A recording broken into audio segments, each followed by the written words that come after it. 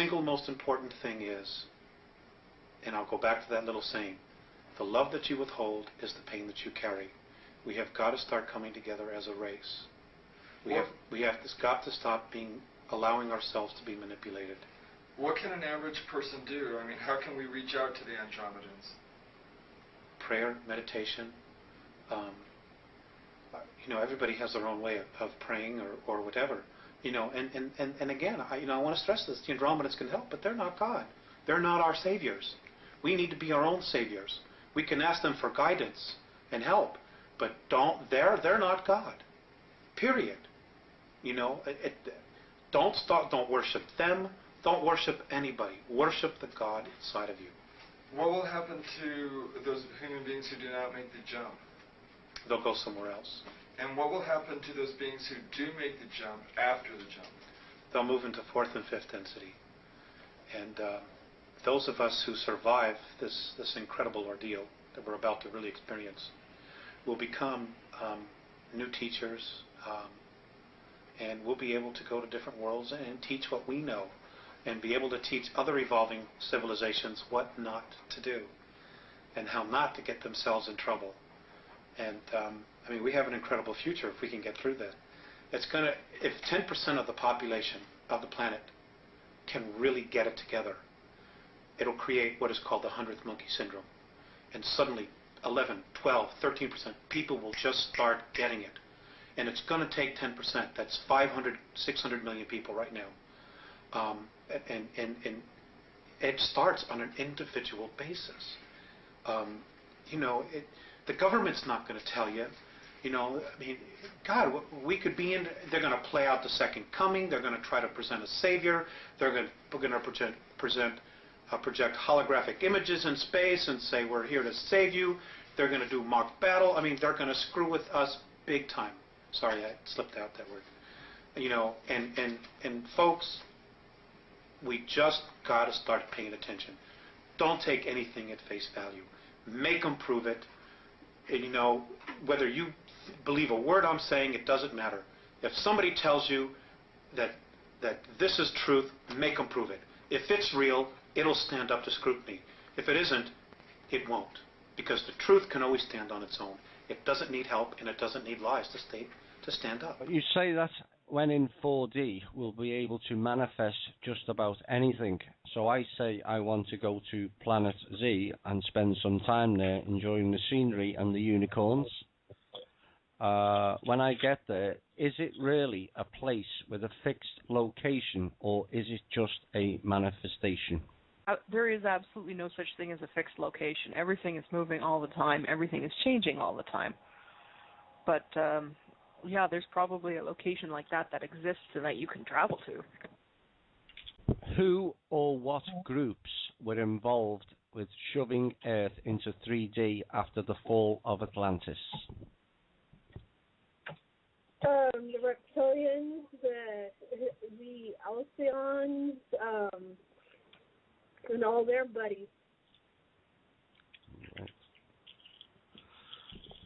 The bombardment of the atomic weapons and a bunch of other stuff caused the vibration of the planet to lower enough that it fell into 3D physical. Does the person whose body was snatched, it doesn't say by whom, just move on to 4D, or do they enter some kind of soul trap?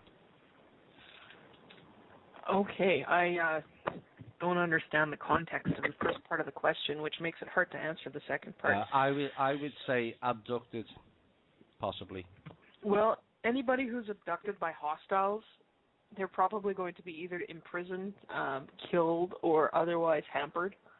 If they've been picked up by friends, then there's usually, most of the time, they'll be coming back.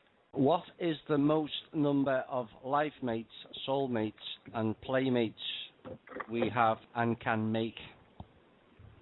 I really don't think there's a limit, except for, well, I guess the theoretical limit of how many people would agree to it. Yeah, it's up to the preference of the individual. Okay. I mean, how How many of those does the average dragon have compared to the average Chalcedian? Some of them are pretty choosy. Others are very, very open. Yeah. It's up to the individual. Is it true that we all have spirit guides, and where do they come from? I think most people do. Usually when you're born with an agreement that one of your buddies has got your back, basically. For instance, one of my spirit guardians is one of my dragon brothers. Whenever I get born, he volunteers to basically tag along and make sure that I'm covered, so to speak. I think this is usually the case with most people. When you're born here, you get somebody who's who's signed up basically to got your back. In rare circumstances, your guides might get killed or otherwise waylaid. Then usually, if they're aware of the possibility ahead of time, they'll call in someone to sort of act as backup. I say that's rare. It's extremely, extremely rare. Usually guides are well able to tackle anything that gets thrown at them. That's part of the deal. If we have spirit guides or astral guides or guardians, how does one contact them? Start with intent, and intend only to contact them, nobody else. Don't accept any imposters.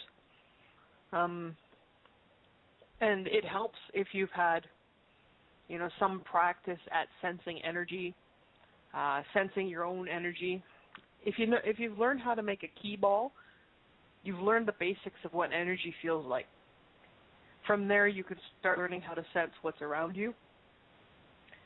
I started by sensing energy, starting to recognize, does it have a shape? Does it have a personality? Is it a being, or is it just floating energy? My first contact was with another dragon who's part of my family, who I was given a little iron statue when I was 16 by a friend of mine.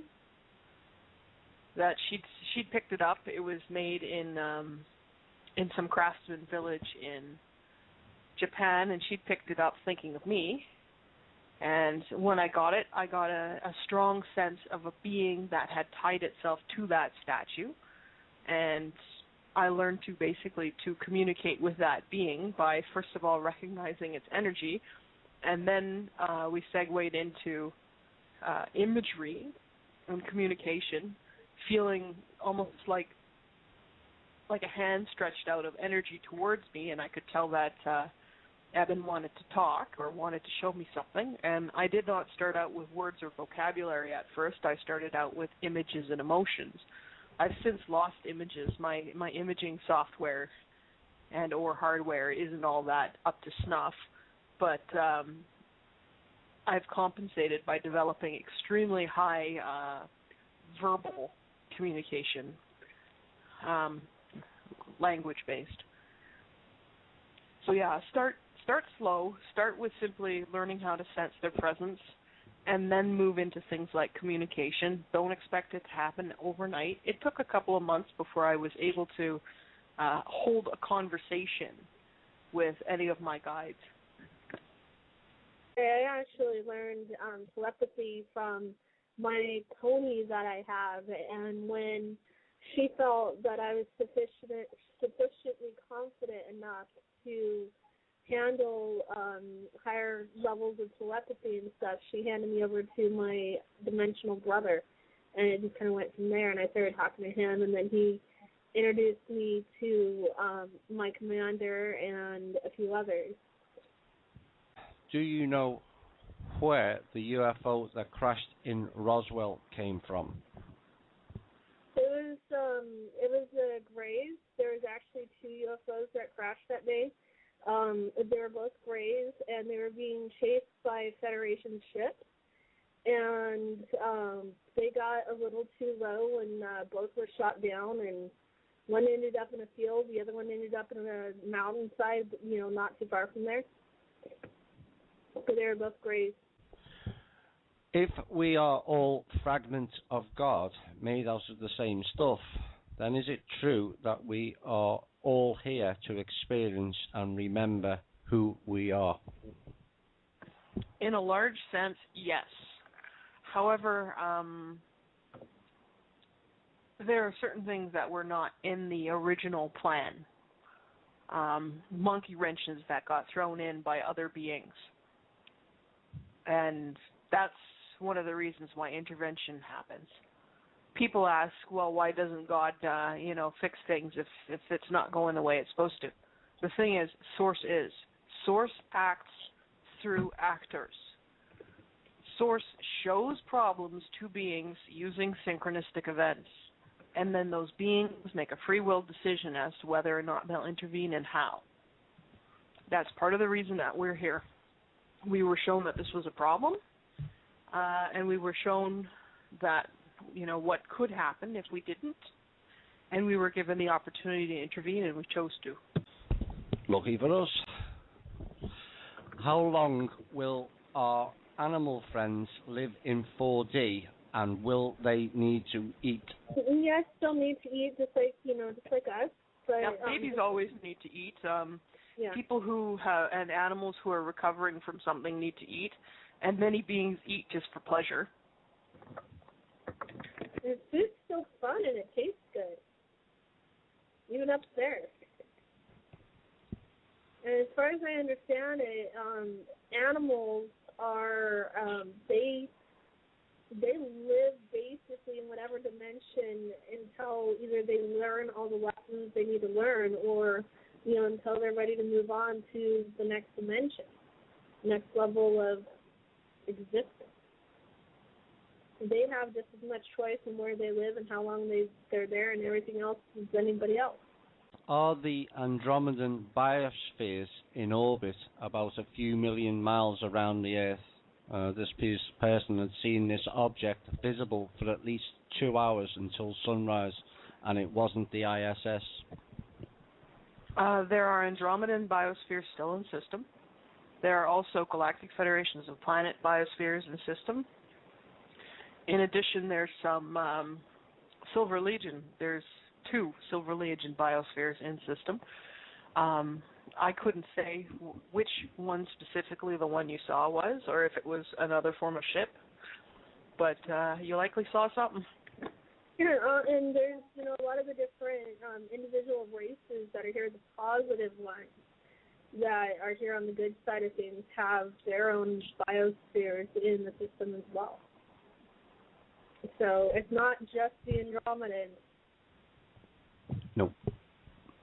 Which ones are at the poles, Sunfire? The 2 that are at the poles, they're not biospheres. They're larger ships. They're Arcturian. Do the Andromeda Council, Silver Legion, and or the Galactic Federation of Planets have representatives like TANAATH and SUNFIRE in other countries on Earth, if you are able to say? I don't know of any other official Silver Legion representatives. I was told that I'm the Galactic Federation of Planets ambassador on the planet right now. Okay. As far as the Andromeda Council, ask Pollock. We don't keep track of what the Andromeda Council does or doesn't do.